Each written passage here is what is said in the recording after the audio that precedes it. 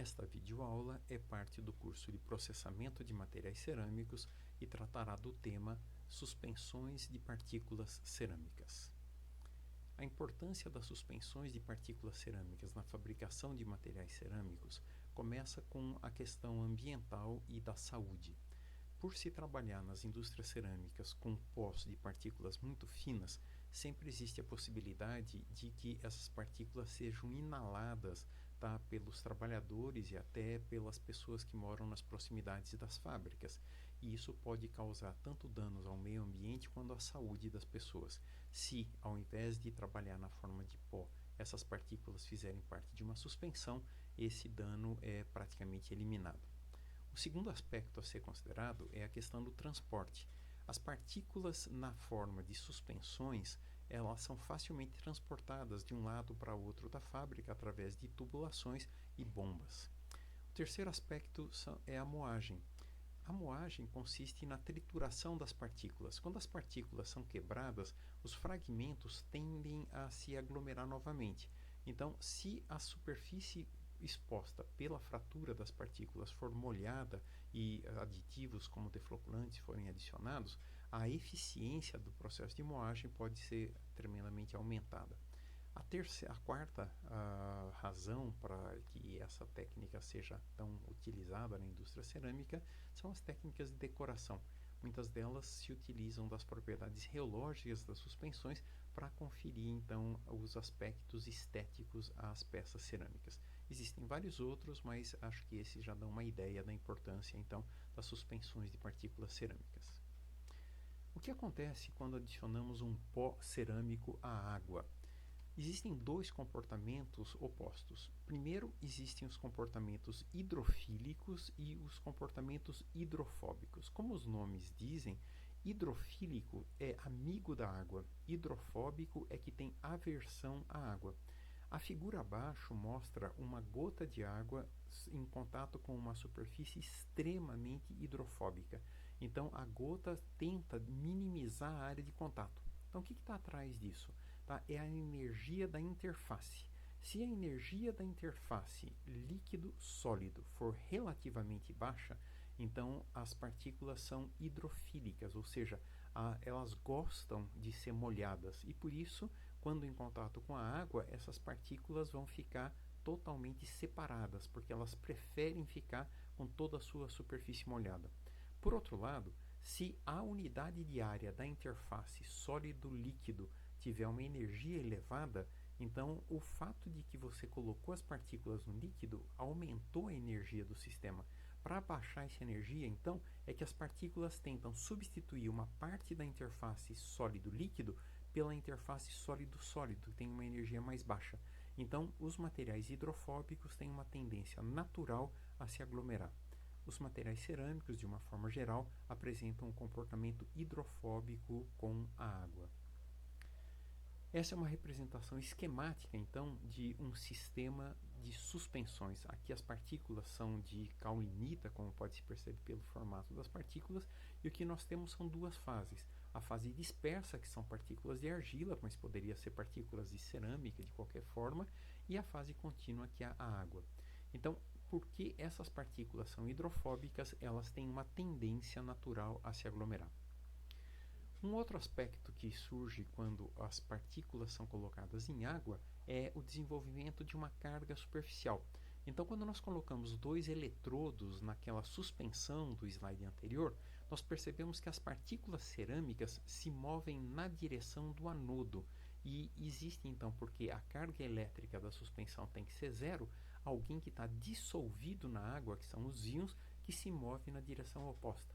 Então, os íons vão se mover na direção do catodo, ou seja, o eletrodo negativo, e as partículas cerâmicas que desenvolveram uma carga negativa na sua superfície se deslocam na direção do anodo, que tem uma carga positiva. Então, partículas cerâmicas desenvolvem uma carga elétrica quando suspensas em um líquido polar. Se nós observarmos, então, essa representação esquemática que traz a superfície de uma partícula cerâmica com a sua carga, nós sabemos que, se tem as cargas, vai surgir um campo elétrico. E como todo bom campo elétrico, ele cai com o quadrado da distância. Mas quem é que está aqui na vizinhança da superfície da partícula de argila? As moléculas de água. Mas as moléculas de água são polares. Elas têm os hidrogênios aqui e o oxigênio do lado de cá. Então, isso quer dizer que as moléculas de água próximas à superfície da partícula de argila vão apresentar um grande grau de orientação. Essa orientação das partículas, por causa do campo elétrico, faz com que a viscosidade da água, das moléculas de água, na proximidade da superfície da partícula de argila, tenha uma viscosidade mais alta do que a água líquida, onde as moléculas de água são aleatoriamente orientadas. Isso quer dizer que, se nós tivermos um íon contrário, ou seja, um íon de carga contrária positivo, que vai ser atraído para cá, conforme esse íon vem se deslocando, a viscosidade da água vai aumentando. Então, ele vem parando, tá? E ele fica próximo à superfície, mas ele não chega próximo o suficiente para anular as cargas elétricas que estão na superfície da partícula de argila. Esse conceito leva ao entendimento de como é que se forma esse envelope de água então em torno das partículas de argila, tá? Então, as moléculas de água contidas nessa região, elas estão suficientemente fortemente ligadas à superfície da partícula de argila, de tal forma que essa partícula de argila tem um envelope de água com uma viscosidade mais elevada do que a água líquida que a gente está acostumada, tá, na sua superfície. Então, a espessura desse envelope de água praticamente não varia com o tamanho das partículas. Portanto, para uma mesma concentração de sólidos, uma concentração mássica de sólidos, quanto menor as partículas, maior o volume de água contida no envelope, com viscosidade mais elevada que a água comum. Isso quer dizer que, se nós tivermos o mesmo peso de partículas e as partículas menores vão tender à gelificação, porque elas meio que congelam uma fração cada vez maior da água, aumentando a viscosidade da água que está próxima à superfície das partículas de argila. Um outro aspecto das partículas muito pequenas é o chamado movimento browniano. Então, partículas da ordem de 1 a 1000 nanômetros vão estar sujeitas à colisão com as moléculas de água. As moléculas de água estão em um constante movimento porque a energia cinética delas, que na realidade reflete a temperatura das moléculas, e essas colisões vão dar então uma energia para que essas partículas se movam continuamente. E esse movimento que é chamado de movimento browniano. Esse vídeo mostra então essas partículas de dimensões coloidais se movimentando por causa da colisão das moléculas de água. Um outro efeito é o efeito Tyndall. Então aqui nós temos um becker com água límpida e um becker com água com partículas em suspensão. O feixe de luz que está passando não é visível aqui, entretanto ele é visível quando as partículas estão colocadas, por causa da dispersão da luz. Então a luz é dispersada em cada vez que ela entra em contato com as partículas de argila. Esse é o chamado, ou partículas de cerâmica, é chamado efeito Tyndall. Um outro aspecto é a sedimentação. Então, as partículas em suspensão vão ser atraídas pela força de gravidade e vão tender a sedimentar. Quem rege essa sedimentação é a lei de Stokes. A lei de Stokes diz que a velocidade de sedimentação das partículas vai depender do raio das partículas, da força de gravidade e da diferença de densidade entre o sólido das partículas e o meio, o líquido. Porque aqui é que está a força de empuxo que empurra na direção contrária da sedimentação.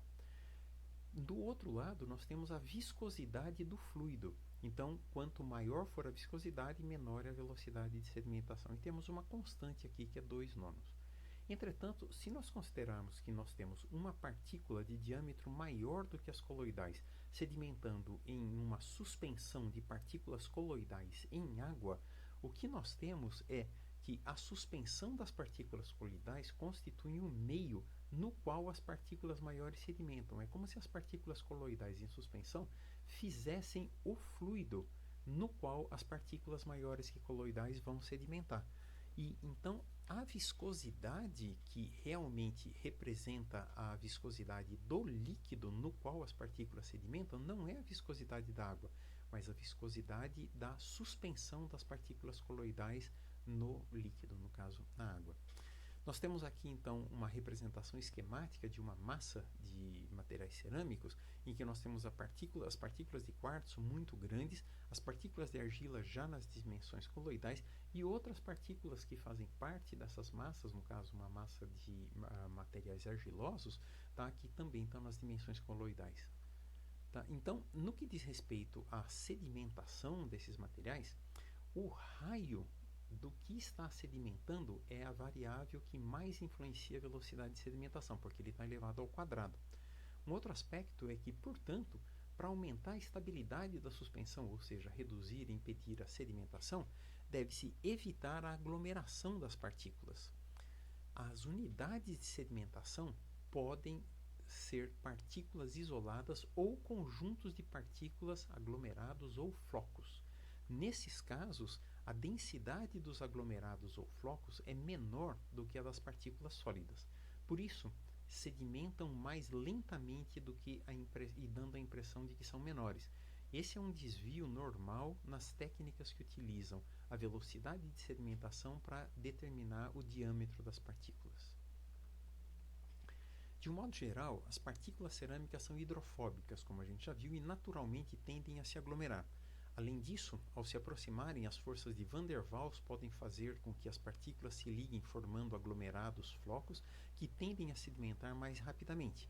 Tá? Então, se isso acontecer, nós vamos ter as partículas todas depositadas no fundo da suspensão. Como evitar e impedir que isso ocorra? Desenvolvendo uma força que se opõe à força natural de atração entre as partículas, a força de Van der Waals. Como nós vimos, as partículas desenvolvem uma carga elétrica na superfície. Então, vamos trabalhar com a repulsão de caráter eletrostático. Nós vimos esse desenvolvimento das cargas elétricas na superfície das partículas cerâmicas e vamos tentar entender como a superfície das partículas adquirem essa carga. Para entender isso, nós temos a representação então aqui da superfície de uma partícula de alumina, os átomos de alumínio e oxigênio aqui. E aqui nós temos só a mesma imagem rebatida do lado de cá. Então, os íons oxigênio que estão na superfície da partícula de alumina reagem com a água da suspensão e se o pH da água for ácido, no caso com hidroxônios aqui, ele vai reagir com as hidroxilas, vai formar água e vai dar uma carga positiva à superfície da partícula de alumina. Por outro lado, se o pH for elevado da suspensão, do líquido que está colocado aqui, tá, os OH, hidroxila, agora reage com a hidroxila, forma água do lado de cá e dá uma carga negativa aqui. Isso quer dizer que mudando o pH de ácido para básico, nós podemos fazer com que a superfície das partículas de material cerâmico, no caso alumina, sejam positivas ou negativas. Para tentar entender isso, existe a teoria da dupla camada. Então, a teoria da dupla camada também é conhecida como teoria DLVO, que é a inicial dos pesquisadores que desenvolveram essa teoria. Essa é uma representação esquemática dessa teoria. O que nós temos aqui, então, é a superfície da partícula com a sua carga negativa. Ela vai criar um campo elétrico que cai com o quadrado da distância e esse campo elétrico vai atrair os íons que estão colocados aqui, preferencialmente os íons positivos. Então, os íons positivos vão vir e vão se acumular aqui.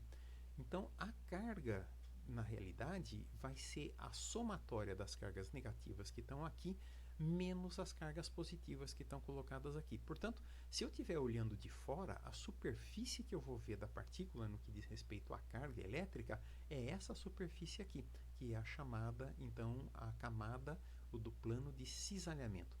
Essa segunda camada é a camada de Stern e essa é a primeira camada da dupla camada. Então, a primeira camada da dupla camada é a carga na superfície da partícula de argila, a segunda é dos íons contrários acumulados aqui nessa região. Então, efetivamente, a carga nesta superfície agora, então que passaria a ser a superfície de trabalho da partícula, é essa aqui. Ou seja, é a carga que existe na superfície da partícula menos o quanto ela caiu por causa dos íons contrários que foram acumulados aqui. Esse potencial é chamado de potencial zeta. Então, esse é o potencial que realmente vai dar qual é a força de repulsão entre as partículas que têm a mesma distribuição de cargas. Para tentar entender isso, nós vemos aqui então como é que esse potencial zeta do quartzo, no caso, varia com o pH. Então, conforme o pH vai aumentando, o potencial zeta do quartzo vem caindo e aproximadamente 4 ele zera e depois ele aumenta do lado de cá. Então, quer dizer que para que a gente consiga controlar a carga na interface depois dos íons contrários, nós temos que controlar o pH da suspensão. Aqui a gente tem então uma tabela com os pontos isoelétricos, que seria o ponto da inversão da carga. Então seria a hora que esta carga é totalmente anulada por essas cargas que estão aqui, que seria, no caso do quartzo, em torno de 4. Então este seria o pH no qual a somatória das cargas negativas e positivas praticamente se equilibra. Então, nesse ponto, não existe força de repulsão de caráter eletrostático entre as partículas, e é ele que a gente tem que evitar, porque nesse ponto as partículas tendem a aglomerar. Então, aqui é uma representação esquemática do que acontece na interação eletrostática quando duas partículas se aproximam. Aqui estaria a superfície da primeira partícula e a segunda partícula está se aproximando aqui. Aqui a gente tem a distância entre essas duas partículas. E aí nós temos aqui a força de atração de caráter, então, da força de Van der Waals, e ela é irreversível e imutável, não tem como mexer com isso daqui. Essa força, conforme as partículas se aproximam, ela só faz aumentar. Nós temos como mexer com nesta força aqui, que é a carga elétrica que vai dar a força de repulsão. A somatória da repulsão eletrostática e da atração de Van der Waals é representada por essa curva laranja que está colocada aqui. Então, nessa situação que está representada aqui, o que nós temos é, nesta distância, uma força de atração muito fraca atuando entre as partículas.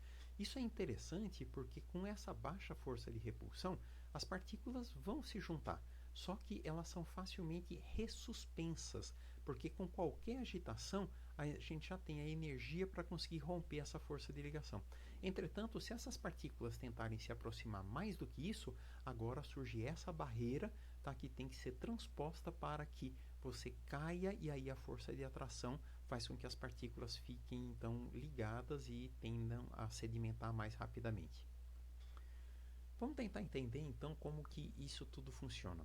Aqui a gente tem uma representação esquemática, a superfície da partícula de argila, os íons contrários, aqui no caso é o íon sódio que vai estar presente, a carga dele é 1, e essa é a concentração, então 10 a menos 3 normal.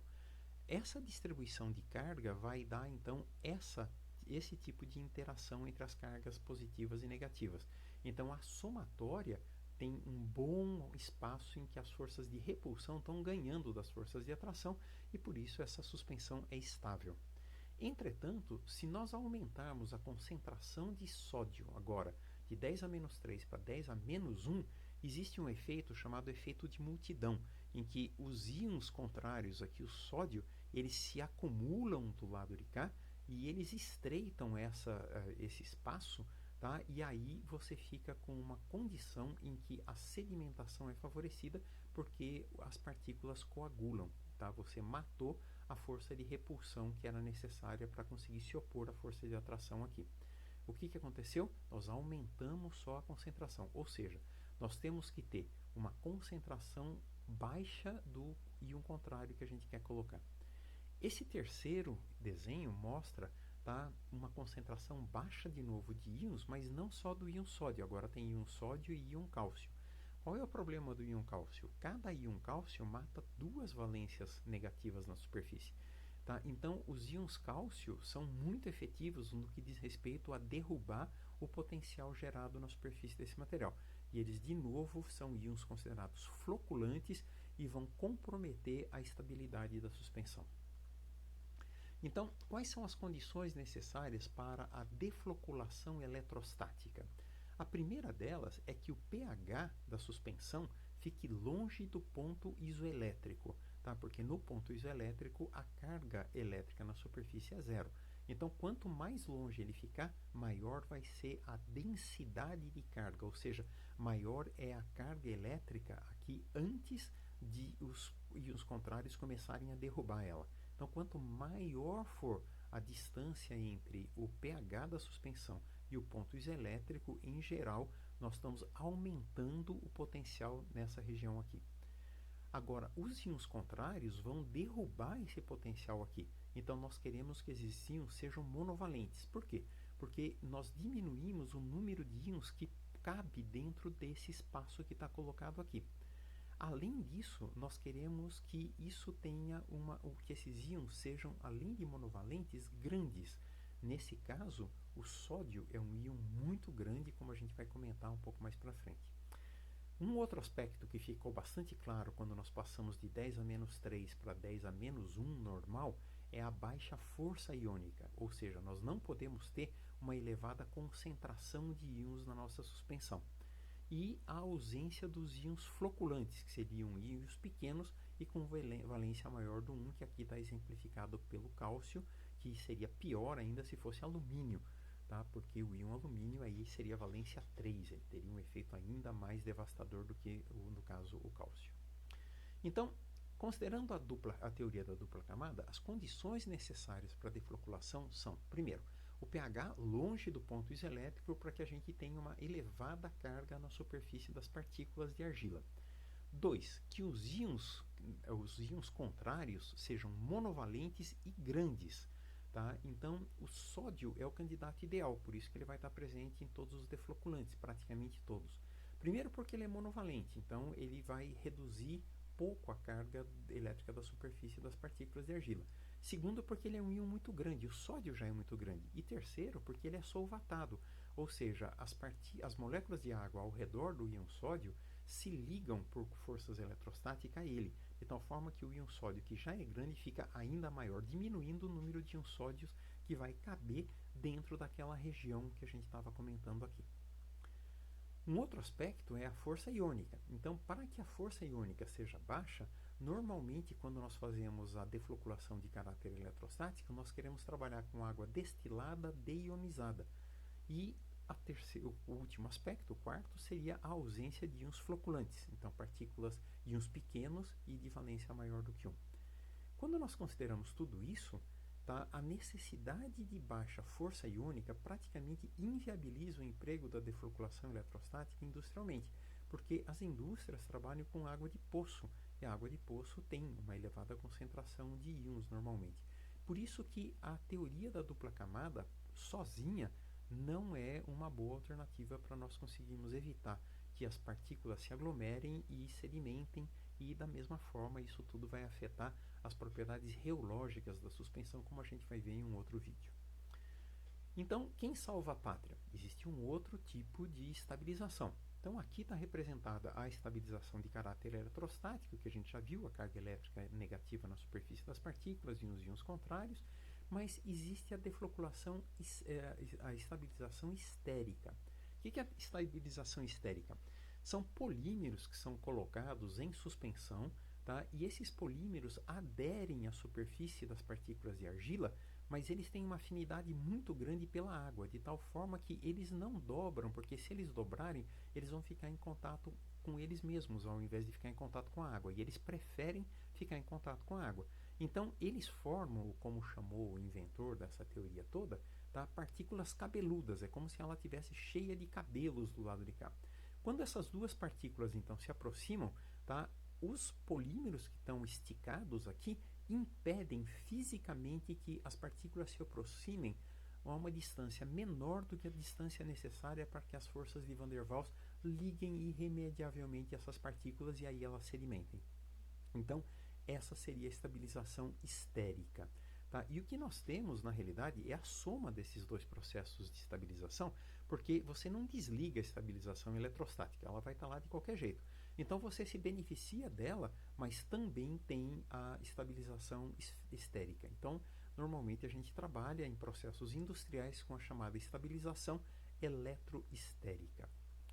Então, o objetivo é evitar a sedimentação de um lado e dessa forma, como a gente evita que as partículas se aglomerem, a gente evita a sedimentação. Mas da mesma forma, ao afetar a interação entre as partículas, nós vamos estar alterando as propriedades reológicas através do controle das interações entre as partículas. Então, tudo isso vai ser muito importante para a gente entender como são as propriedades reológicas das suspensões de partículas. E quem faz essa mágica toda são os defloculantes. Então, fundamentalmente, existem os defloculantes que agem de forma eletrostática e os que agem de forma estérica.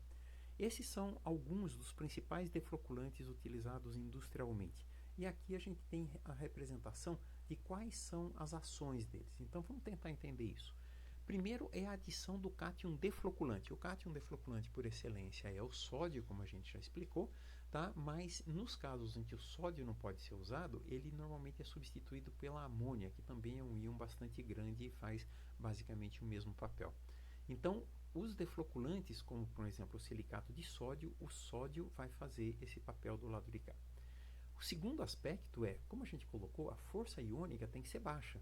Então, existem duas formas de fazer isso. Ou você trabalha com uma água extremamente pura, ou você faz com que uma parte do defloculante limpe os íons indesejados que estão dissolvidos nessa solução. Então, a eliminação dos cátions floculantes pode ser feita pelos defloculantes, como está colocado aqui. Isso é feito por complexação. Então, esses defloculantes que eliminam então os cátions floculantes, uma parte deles, no caso aqui o silicato, na outra parte aqui o carbonato e na outra os fosfatos, tanto os fosfatos quanto os silicatos vão formar polímeros. E esses polímeros complexam esses íons e tiram eles de solução, com isso diminuindo a força iônica e viabilizando então a suspensão, a estabilidade da suspensão. O terceiro aspecto é a modificação da carga superficial. Tá? Esses polímeros formados aqui, eles podem recobrir a superfície das partículas, tá? E modificar a carga superficial desses materiais. Mas existem também o efeito estérico. Então vamos ver esses defloculantes. O silicato de sódio, primeiro ele vai dar o sódio que vai ser o íon defloculante que vai estar agindo aqui. O silicato forma um polímero que vai eliminar, através da complexação, os íons floculantes, vai modificar a carga e vai agir estericamente. O carbonato de sódio, tá, ele já não tem polímero, então ele não vai ter ação estérica, mas ele faz todas as outras coisas que o silicato de sódio faz, só que ele já perde aqui porque ele não tem o efeito estérico. Os fosfatos são os defloculantes mais indicados para suspensões de partículas vítreas, no caso as fritas cerâmicas, por um exemplo. Tá? E eles praticamente têm as mesmas atuações que o silicato de sódio, só que a natureza química deles é que faz com que eles sejam mais efetivos com partículas vítreas. Os poliacrilatos têm uma vantagem grande. Se a gente perceber, todos esses defloculantes são inorgânicos, ou seja, eles vão ficar depois durante a sinterização. Tá? E se você não puder tolerar esses íons aqui, o que vai sobrar deles depois da queima, então você parte para os polímeros. Os poliacrilatos são os defloculantes por excelência, como eles são normalmente poliacrilatos de sódio, então eles também vão ter a adição do íon defloculante e vão agir basicamente pelo efeito estérico e vão modificar então a carga da superfície do material, porque os polímeros vão aderir à superfície das partículas. E existem os uminatos, então, que seriam materiais orgânicos decompostos, tá, que vão poder então agir como defloculante, vão modificar a superfície e tem o efeito estérico. Então, esses são os defloculantes que permitem a estabilidade das suspensões, evitam a sedimentação e, ao mesmo tempo, são fundamentais para controlar as propriedades reológicas das suspensões, como nós vamos ver em um outro vídeo.